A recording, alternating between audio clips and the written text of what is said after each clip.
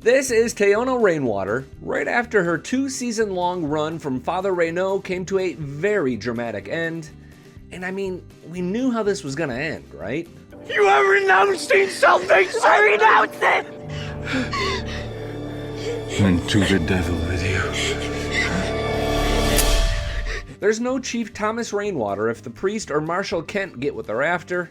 Still, I was not ready for the catharsis that came with how this all ended. But has it ended? I did some poking around and saw this on IMDb. It's a synopsis for episode 7 that looks like the kind provided weekly by Paramount+. Teyonah has a fateful run-in, it reads. With who? I always warn that IMDb is a little like 2010 Wikipedia, where you just can't trust everything you read there. But there are some pretty fascinating details on the site. For the 1923 finale, here are a few characters, including one called 1969 Spencer. Futuristic Spencer? He'd be about 79 years old, but this would indicate he survives the finale, just like I said he would all along. Okay. I've taken some pretty big swings and I've came up empty a few times, but the guessing is what makes this show so much fun, isn't it? Comment below with your Season 2 finale theories. At the end of this video, my Dutton Rules podcast co-host Addison Hager and I will share several from this week, but first we need to figure out how Alex is going to get to Montana, how Jacob and his men will prevent Spencer from getting killed, and who lives to further the Dutton family tree. Get ready to defend your theories. Plus, is there going to be a Season 3? I found something that would seem to answer that question definitively. But first, let's zoom in on Alex, who is absolutely desperate for help. What did he go?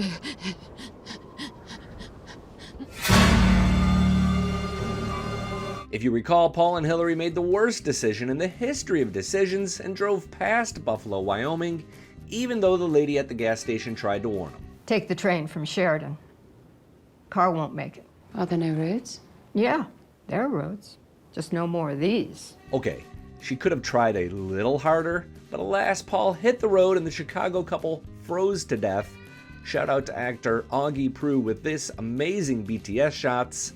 Alex survived because she was covered in blankets and sleeping along the floor, where she could benefit from engine heat. Credit David L. Jones on Facebook, who did the math to figure out that because of 1920s miles per gallon averages, the snow, and the approximate size of that car's tank, she's likely in the neighborhood of Billings, Montana. It's pretty obvious how she gets out of this, right? Like, I know the answer, but why don't you just go ahead and tell the group in the comments section below, because, yeah, okay, I got no clue. But I do think she escapes this danger, if only because she's been through hell to this point, and if she died cold and alone, this close to Spencer, and he has no idea she's out there, I mean, what would be the point of the mugging, the sexual assault, nearly starving to death, her pregnancy?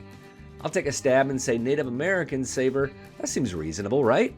It's still possible that she somehow boards the train Spencer is on, and that's supported by this microsecond clip of him running down a passenger train. However, as I watch this, it appears to me that he's running away from something, not toward a lover. His face is much too hard to be set on his one true love. And here I'll make my first of several big, bold predictions. Spencer and Alex reunite, but one of them dies soon after. Specifically, I think Alex's journey will end in tragedy. Remember, we have a character called 1969 Spencer, but no 1969 Alexandra. Also, think about James Dutton and his daughter Elsa, and John Dutton and his wife. The Dutton men always seem to lose the women they love, and as a group, they kind of have that tough exterior that only forms when you're resigned to that sort of fate. Quick plug, on Sunday and Monday, actors Brendan Sklenar, Julia Schlafer, Amina Nieves, and Michelle Randolph will be here on this YouTube channel to talk about the season finale, their romance, and so much more. Tap subscribe for that and look for Monday's episode 7 recap video, which will feature a few of those exclusive interviews. Super excited to share that full conversation with Addison Hager, just like we did our chat with this good-for-nothing son of a... With a gun in his hand, there's no one better. That a fact? I'm a close second. You don't say. If you listen to the Dutton Rules podcast, I just gave away the answer to last week's trivia question. Someone's going to win a t-shirt from the Y collection at the Taste of Country store, where we're currently having a 40% off flash sale. Jack Dutton's death midway through episode 6 was somewhat overshadowed by the 6 other major deaths that came before and after, but I think we'll start to feel the weight of it during the finale. For starters, Elizabeth and Kara will find out, and that's going to be really hard to watch, but I also think this could send Spencer into full-on rage monster mode. Talk about just cold-blooded, the way it happens. You know, Darren, his character, you know, Jack's such a great hero, and he's itching to fight, and he's constantly wanting to go to battle for the family, and here Clyde just takes him out without a peep. He doesn't even get to draw his gun. That's actor Brian Conowall describing the scene to us, but he left out an important adjective. The shooting was casual. Too casual. I'm not sure Clyde understands the chain of events he just set off, but he'll certainly pay for it. We're going to get a war on 2 fronts. First, Jacob, the sheriff, Spencer, Clyde, and some of Banner's men will have a showdown at the train station. I expect this to be a slaughtering of the bad guys, after which Jacob, Spencer, and who's ever left will race home to help Kara, Elizabeth, and whoever is left to guard the gates of the Yellowstone. This is likely to be the next to last sequence of 1923. Of all the things I've had to do for this ranch, takes a cake. We haven't seen that clip yet, so we know that someone's about to get the wrong end of Aunt Kara's gun. Additionally, we find Elizabeth hiding with a weapon, fingers crossed for her. My second big bold prediction is that Spencer arrives just in time and his flank ends with Banner's death. I also think another Dutton will die. But this photo has me going in circles. Some have theorized that Jack is not really dead and that Jake and Kara are at the hospital by his bed, but actor Darren Mann pretty much shot that down on Instagram when he wrote, "It was an honor riding with you after episode 6. So, who? And how do we have time for grieving during all of this shooting? My long shot theory is that Spencer is gravely injured fighting Banner. Maybe he even loses a leg because, you remember this clip from season 4 of Yellowstone? My grandfather lost his leg. Said the worst pain he ever felt was in his toes after his leg was gone. Phantom pain, they call it. From there, there's just so many possibilities.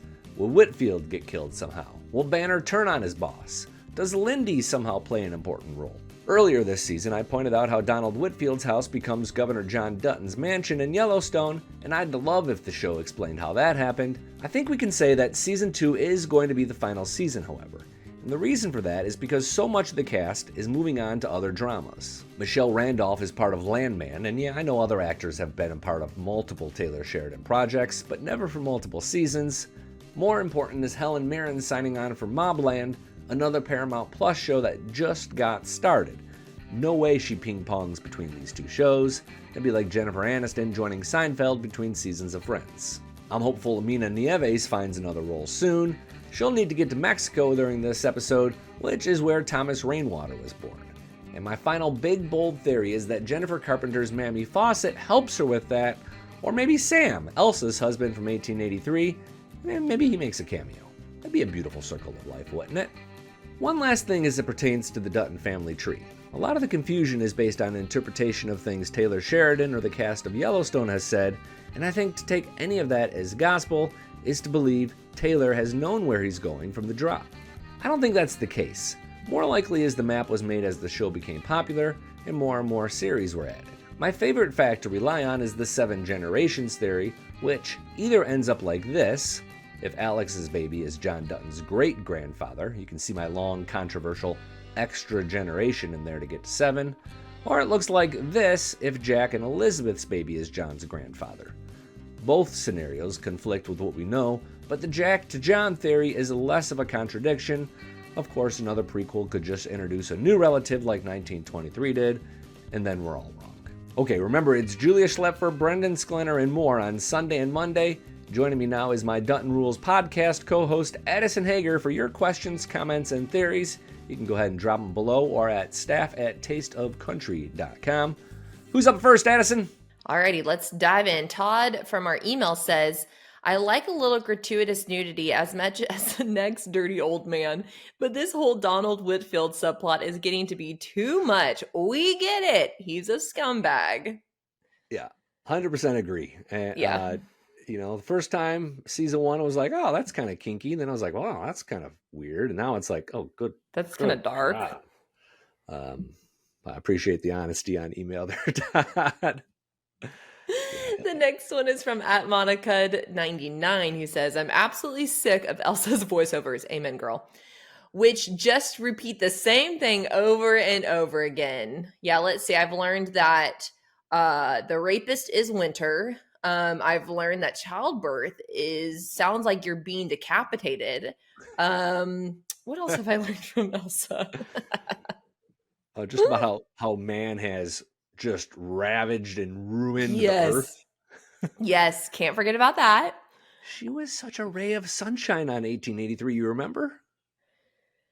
To be honest, no. At this point, she was beaming. She was beaming. She had that bright smile, and she was lightning yellow hair, and she was falling in love all over the place. Like, it was a wild time, and then she dies, and now she's like, childbirth is like getting ripped in two. Yeah. It's, I don't know what's happened to her.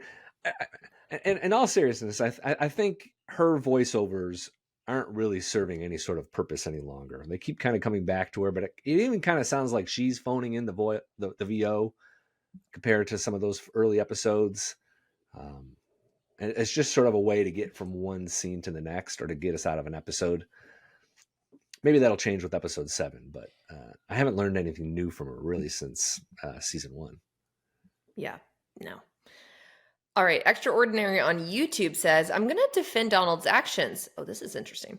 I thought it was pointless until this episode. It's hard to watch, but I imagine it is what fully turns Banner against Donald. Oh, I guess that's similar to what I mentioned. Here's my issue with that theory, and I applaud Extraordinary for standing up and making that statement, because that could end up being the case. And if that's the case, then I guess it does have some sort of purpose. I would argue that maybe there's another way to do that, but sure, that could be. Banner has a son, and he's married, but he doesn't seem to me like the guy. He's not like a woman's rights kind of guy. I didn't feel like. He's a father, but he's not a girl dad. If he was a girl dad, I'd say, yeah, this is probably the issue. But he's already more or less told his wife that he's in for a penny, in for a pound with whatever Donald Whitfield wants to do. So while I do kind of think maybe he might rise up against Donald Whitfield, if it happens, I don't know necessarily it's going to be because of this scene. But that's really the only plausible explanation that anybody came up with is just that. Other than that, it's just cruel. Yeah, yeah. I still just waffle on that. Alrighty though, Jeremy says, what do y'all think will happen to Elizabeth? She seemingly lost everything. Does she end up back in Boston? Does Spencer lose a leg? Did we talk about, like, there's a potential for Spencer to lose a leg? Let's take the first part first. Okay. Elizabeth, this is interesting. Where's she going to go now? Jack's dead. She really has no reason to stay on the ranch, right? Oh, yeah. But she's become family, and Cara Dutton is so, like, nurturing. I think she ends up staying. She was ready to hop out of there. I know. After getting the wolf bite. Like, I don't think so. I think best case scenario for her, she's back home with her mom. Worst case scenario, she dies through all of this. But no, they haven't really hinted on what her plan B might be. We don't know. She doesn't know her husband's dead yet. Right? Yeah. And then as far as Spencer losing a leg, so this is why this is an interesting question, because way back, I think it was season 4, episode 2 of Yellowstone, John Dutton, Kevin Costner, mentions to Jimmy that because if you remember Jimmy on Yellowstone, he had the neck injury because of the bull riding. John Dutton mentions that his grandfather used to have phantom pains after he lost a leg. So the grandfather would perhaps be Spencer Dutton. That's what I've been telling people. If you look for the person without a leg, then you got John Dutton's grandfather. Now, it could be the grandfather on the other side. But yeah, Spencer could lose a leg in episode 7, in which case we know he is John Dutton's grandfather. Which, that's problematic for the family tree. Yeah. I'm not going to get into it quite yet. We'll Just circle continue. back. We'll circle back next episode. Okay, and then the last one I have for us is Gorilla in the Midst. It says there is a show called Alone, which would be an excellent fit for your channel. It is, to my knowledge, the most realistic and respected outdoor survival show of all time. Well, let me just give a little Google. Oops. Maybe not. So a little more information about the show. It does sound kind of interesting. Maybe a little bit of a reality type show is kind of how he describes it. Contestants sent into the wild with only 10 survival items of their choosing. Whoever lasts the longest wins $500,000. Completely alone. It's raw. It's fascinating. Oh, it's on Netflix. Wait. Okay. Maybe not. Fair. I don't have Netflix, but I probably can acquire it. And I I appreciate this. Sorry, it's also on the History Channel. That's not helpful. Okay. Anyways, but so I appreciate this email on a couple of accounts, or it was actually a YouTube comment. No, this is actually an email. We had asked kind of what other shows we should cover, because we are looking for kind of some new shows to kind of plug some of the gaps, especially the long gaps like we had, I think, towards the end of last year. Mm-hmm. And I went back and forth with Gorilla in the Mist. I forget his real name. And we had a bit of a disagreement on the family tree a little bit, but I hope I didn't come off too strong or annoyed, because, being able to have kind of a healthy disagreement like this is, I enjoyed it. I enjoyed it quite a bit. He had a perspective on the family tree I just don't agree with. And in a lot of cases, I don't agree with what people say about the family tree, because I think at the core of this, my opinion is like, Taylor didn't know necessarily what he was doing at the onset. He didn't have it all mapped out when he started Yellowstone season 1, episode 1. So probably the right answer to all this is going to contradict something that's been told to us within Yellowstone 1883 or 1923. Yeah. But I appreciate that he came back with this bit of information, kind of showed that, maybe all things are good. So thanks for continuing to listen, even though I kind of maybe strongly disagreed with you. I was in a bit of a bad mood last week and I responded. I ain't going to lie. I had kind of a rough weekend. To make y'all feel better, Billy won't sugarcoat it with me either, so it's nothing personal. Listen, we went out of town this past weekend for a little spring break getaway, and we're at the Airbnb. 3:30 in the morning. My middle son, he throws up over everything. I didn't know that. Everything. Oh my gosh. His brother. The sheets. No, Billy, I'm so sorry. I realized today's Tuesday. Yeah, I knew you were out of town yesterday. We haven't gone to catch up on the joys of parenting. Oh my gosh. It ended up being okay. No one else has gotten sick yet, but I had a couple beverages in the night prior too. So I was like trying to. You were not ready to be a parent in that specific moment. It smelled so bad. So that said, his attention span, over. It's not you, it's his children who puked. His son who puked that night on vacay. Yeah.